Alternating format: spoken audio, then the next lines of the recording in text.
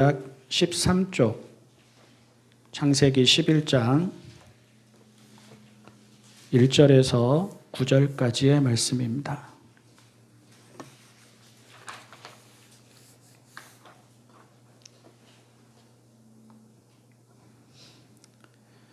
처음에 세상에는 언어가 하나뿐이어서 모두가 같은 말을 썼다. 사람들이 동쪽에서 이동하여 오다가 시날 땅 한 들판에 이르러서 거기에 자리를 잡았다. 그들은 서로 말하였다. 자, 벽돌을 빚어서 단단히 구워내자. 사람들은 돌 대신에 벽돌을 쓰고 흙 대신에 역청을 썼다. 그들은 또 말하였다. 자, 도시를 세우고 그 안에 탑을 쌓고서 탑 꼭대기가 하늘에 닿게 하여 우리의 이름을 날리고 온 땅 위에 흩어지지 않게 하자. 주님께서 사람들이 짓고 있는 도시와 탑을 보려고 내려오셨다.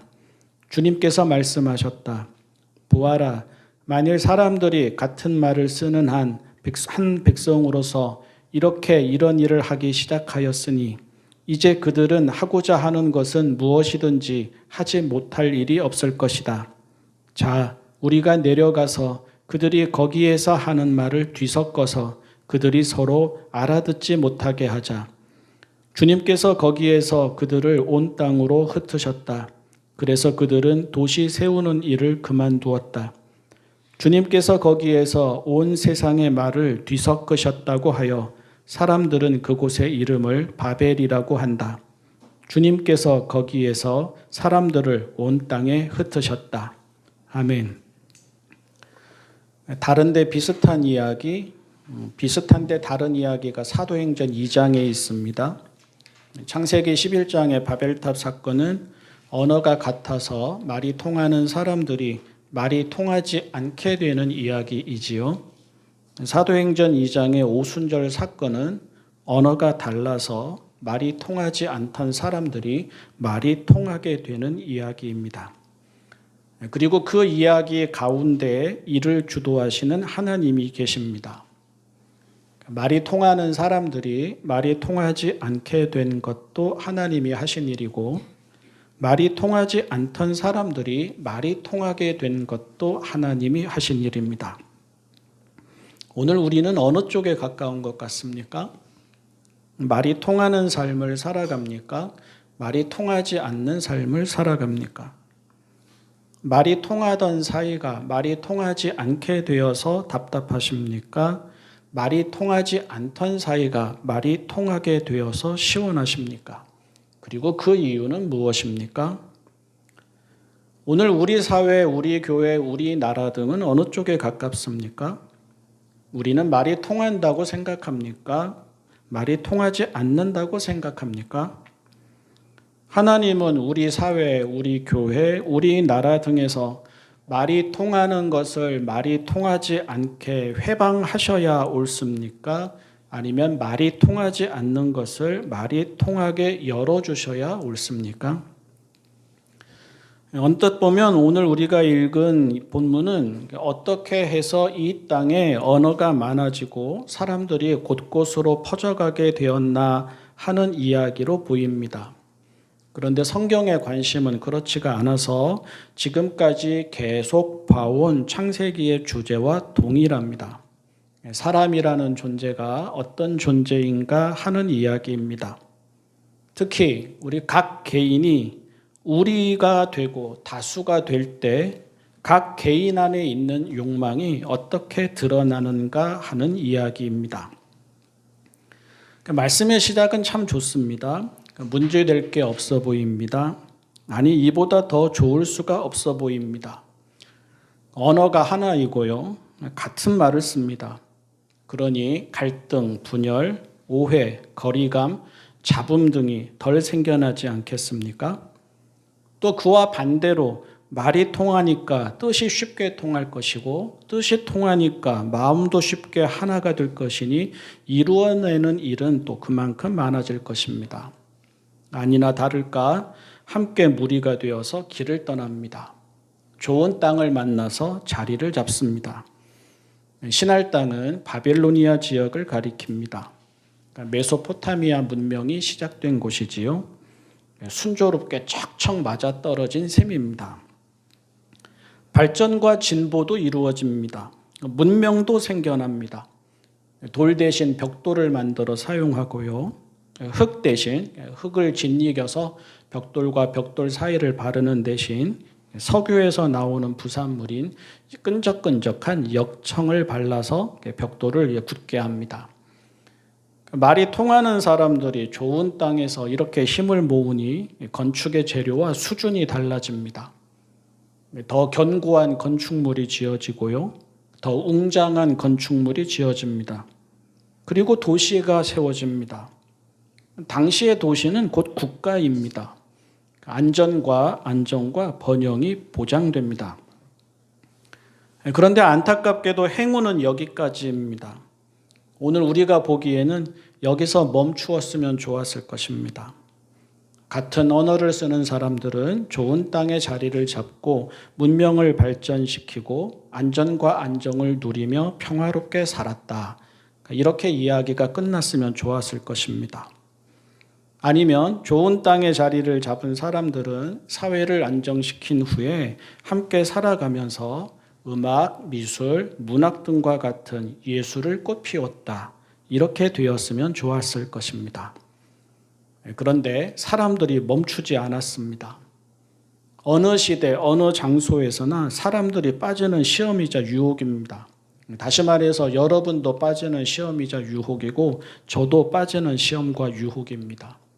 고대인, 중세인, 근대인, 현대인 등 다를 것 없고 여기 사는 사람, 저기 사는 사람, 여기저기 왔다 갔다 하는 사람 다를 것 없고요. 정치인, 경제인, 예술인, 종교인 등 다를 것 없습니다. 뭔가 되었으니 뭔가 내세우고 싶어 합니다. 뭔가 가졌으니 뭔가 자랑하고 싶어 합니다. 뭔가 이루었으니 끝까지 그것을 유지하고 싶어 합니다. 사람들은 이제 도시를 세우면서 도시 가운데에 탑을 쌓자 이렇게 말들을 합니다. 탑 꼭대기는 하늘에까지 닿게 하자 합니다. 우리의 이름을 날리고 온 땅 위에 흩어지지 않게 하자 합니다. 흩어지지 말고 살아가자 하는 게 당장 문제가 되지는 않습니다. 아니 어쩌면 흩어지지 말고 살아가자 하는 것도 문제가 아닐까 이렇게도 물어봐야 하지만 일단 이거는 그대로 넘어가고 그것보다 이제 더 크게 문제가 되는 것은 그것을 위해서 자기들의 이름을 드높이자 하는 것이 문제입니다. 다시 말해서 사람들은 자기들의 이름을 날림으로써 혼자서는 가질 수 없는 힘을 갖고 유지하려고 합니다. 이것이 문제입니다. 도시의 이름이 그들의 이름이 되고요. 도시의 힘이 그들의 힘이 됩니다. 다수라는 이름이 그들의 이름이 되고요. 다수라는 힘이 그들의 힘이 됩니다. 사람들은 도시와 높은 탑으로 그들의 권력과 야망을 드러내고 유지하려고 합니다. 지방보다는 수도권, 수도권보다는 서울, 서울보다는 강남, 그리고 그 안에서 대단지 아파트를 권력이자 이익으로 하는 우리나라 사람들은 그 마음을 더 잘 알 것도 같습니다. 게다가 주목해야 하는 것이 그들이 쌓으려는 탑이 어떤 건축물인가 하는 것입니다. 그들이 쌓으려고 하는 탑은 단순한 기념물이 아닙니다. 탑은 그들의 구심점이자 이데올로기입니다. 지구라트라고 알려져 있는데요. 지구라트라고 알려져 있는 이 탑은 메소포타미아 지역에 널리 퍼져 있는 신전입니다. 높은 꼭대기에까지 올라가면 그 꼭대기에는 신에게 드리는 제단이 있습니다. 바벨탑이라고 하잖아요. 바벨이라는 말이 본문에서는 혼잡하게 하다 또는 뒤섞다라는 뜻으로 사용되었는데요. 뒤섞다라는 뜻을 가진 이제 히브리어 동사 발랄에서 나온 일종의 언어 유희입니다. 그런데 바벨은 바빌로니아 언어인 아카드어에서 나왔고요. 아카드어 바빌리라는 말에서 나온 것으로 추정됩니다. 그리고 바빌리는 하나님의 문 또는 하늘 문이라는 말입니다. 성경에서 가장 비슷한 말을 찾아보자면 베델이 될 것 같습니다. 그러니까 사람들이 한 마음 한 뜻으로 쌓은 탑은 종교적인 건축물입니다. 대기업의 소유주가 자기의 이름을 떨치려고 만드는 초고층 건축물인 마천루가 아닙니다. 스카이스크래퍼가 아닙니다. 적어도 겉으로는 하나님의 영광을 드러낸다는 건축물이고 하나님을 가까이 하면서 살아가겠다는 건축물이고 하나님을 그들의 생활의 중심으로 삼겠다는 건축물입니다. 그러니까 비유하자면 타워는 타워인데 서울타워보다는 롯데타워에 가깝고 건축물은 건축물인데 롯데타워보다는 강남 어느 구에 있는 말 많은 교회이자 내심 그 지역의 랜드마크가 되고 싶어하는 교회에 가깝다고 생각하면 됩니다. 다른 교회들 대부분도 그만큼 숫자와 돈과 힘이 없어서 그렇게 못할 뿐 조건만 되면 서울에서든 강남에서든 강북에서든 수도권에서든 지방에서든 다르지 않을 것 같기도 합니다. 어쨌든 사람들이 쌓은 탑은 이름만 바빌리입니다. 그들의 마음은 하나님께 있지 않습니다. 그들에게 탑은 종교의 힘까지 이용해서 그들이 뭐든지 하겠다는 의미이지 하나님께 겸손히 듣겠다는 의미가 아닙니다.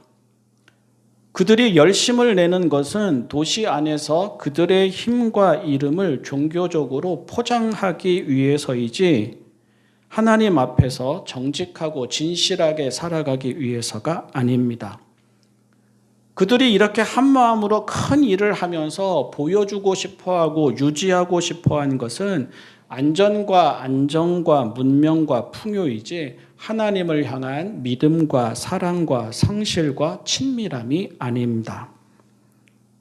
본문에서 사람들이 하는 일은 종교가 이용될 수 있음을 보여줍니다. 본문에서 사람들이 바라고 원하는 것은 종교가 사람들의 욕망일 수 있음을 보여줍니다. 본문에서 사람들이 한 마음으로 쌓는 탑은 종교가 사람들의 이름을 내는 수단일 수 있음을 보여줍니다. 하나님을 예배한다면서 하나님을 이용합니다. 하나님을 위한 일이라면서 자기 욕망을 정당화합니다. 하나님의 이름을 높인다면서 자기 소견에 옳은 대로 살아갑니다. 하나님은 성전에 계신다면서 하나님을 성전에 가두어 둡니다. 신앙인이라면 창세기 11장 이 바벨탑 사건을 읽을 때는 무서운 줄 알아야 합니다. 두려운 줄 알아야 합니다. 세상에서는, 아니 사람이 모인 곳에서는 언제나 이렇게 하나님의 이름으로 하나님과 무관한 일이 일어납니다. 특히 가진 게 많을 때 그러합니다. 이룬 게 많을 때 그러합니다. 거침이 없을 때 그러합니다. 겁이 없을 때 그러합니다. 다 될 것 같을 때 그러합니다. 숫자가 많을 때 그러합니다.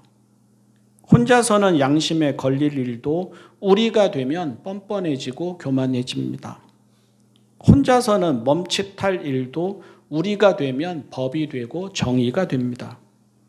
하늘이 그들의 손에라도 있는 듯 오만하게 행동합니다. 안일하게 행동합니다. 아는데 모르는 척, 모르는데 아는 척 행동합니다.